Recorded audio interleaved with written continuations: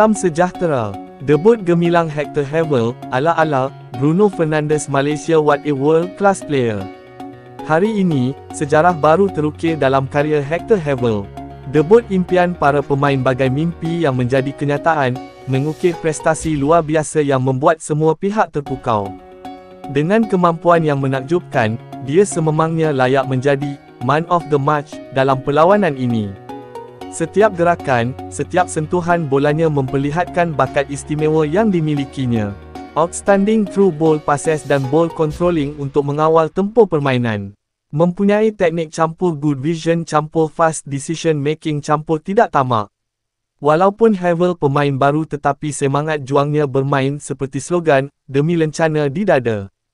Tahniah Hector Havel untuk gol dan MOTM di debut pertamanya. Pemain warisan yang berbaloi diserapkan dalam skuad kebangsaan. Ramai yang akan kata baru first match mean relah lah. Tapi kalau bukan kita sendiri yang angkat pemain kita ni, siapa lagi kan?